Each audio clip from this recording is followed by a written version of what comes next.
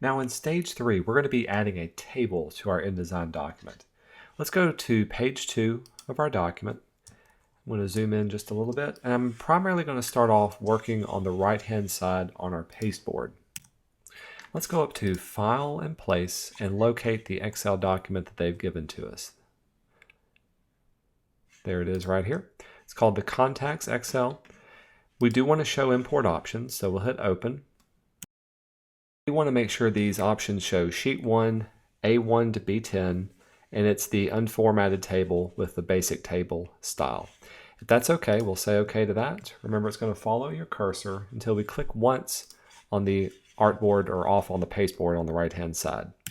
Now notice that when it creates a table, this is going to be placed inside of a text frame. So we need to use the text tool to make any changes to the table that's inside of it. So grab your type or your text tool, and let's select everything inside of it by moving our cursor to the top left-hand corner until you see a diagonal arrow. Click once, and that gets everything in the table.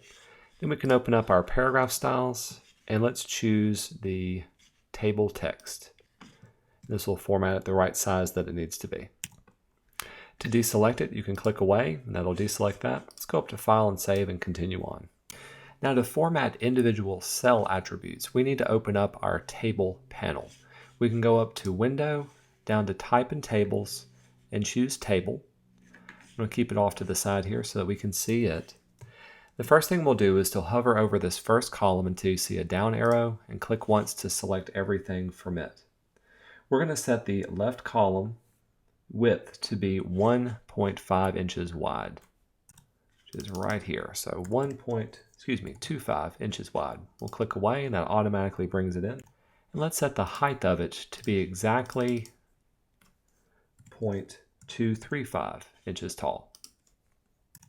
Now you'll notice that when this happened, you now get some overset text in these other text frames. That's totally fine. So let's click on that rightmost column to select all of those.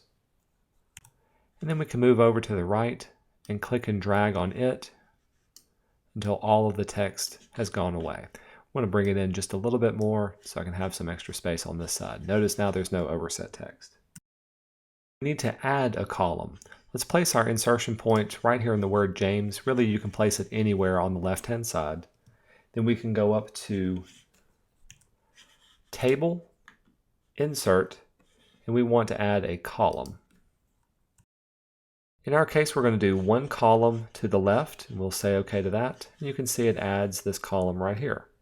Also notice that when it does this, it pushes our table technically outside of the right boundaries of our text box that we've created. This means your table can actually go outside of your text box, but it still stays within its working boundaries. So I'm going to place my cursor now in this first new cell. I'm going to type the words ARAA contacts. Do make sure you've got everything appropriately capitalized or uncapitalized. With it selected, we're going to give it the head table style. It will be slightly larger as necessary, but what we're going to do is to select these and merge them together. Click and drag over the entire column. Then if you look at the very top of your control panel, next to the fill icon is this icon to merge the cells. With one click, that all becomes one single cell. To rotate our text, if you look in your table options, look for the little T at the bottom right-hand corner to rotate it 270 degrees off to the side. And we need to repeat this to some of the names that we have here. For instance, James Wright, this needs to be merged together, so merge those. Wendy Earhart is the assistant director. Mark Knight is the public relations. Sonia is the donations chair, and Chris is the events chair. So with all of those now linked together, it looks much better. The final thing we want to do is to have everything aligned vertically on the center. So I'm again going to hit the top left-hand corner till I get a diagonal that selects all of my cells. And we're going to choose Vertical Align Center. That will center everything up. This is a good time to save, so let's go to File and Save and continue on.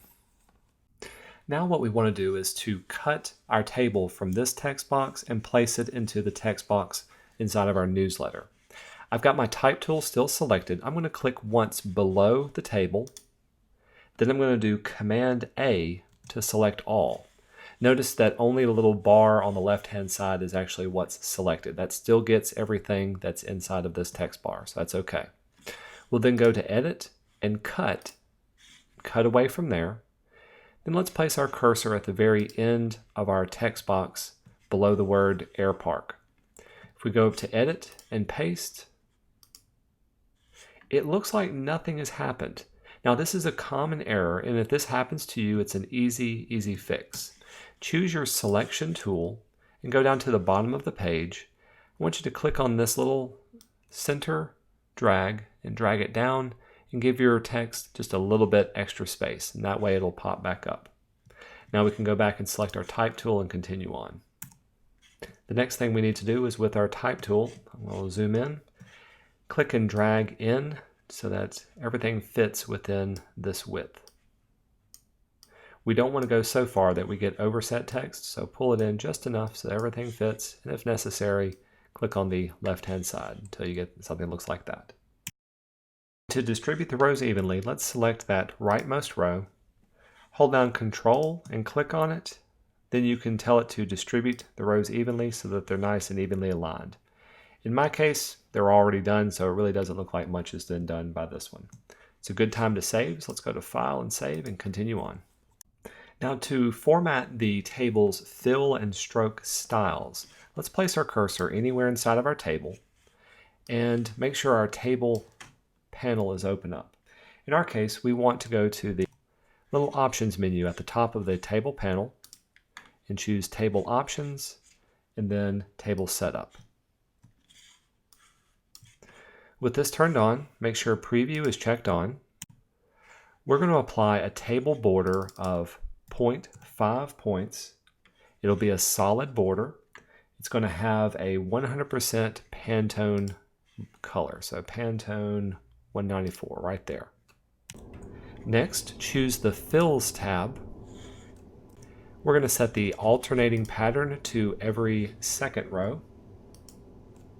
And we're going to set the first fill to 2 rows with a 20% Pantone red. 194 set to a 20% tint. You can see how this is now filling in every 2 rows with red and every other 2 rows with white, and then it repeats that pattern over and over again. So on the next 2, we'll set that at 2 and keep the color at none. Once we're done, we can say OK. Now you can see how this looks. Now one particular problem that it has is we can't read ARAA contacts on such a light background. So I'm going to click and drag and select everything inside of this particular cell, go up to the fill color, keep it red, but change the tint to 100%. With that done, when you deselect the cell, now you can read that much better. Next, let's reselect all of the cells by clicking on top left-hand corner with the diagonal.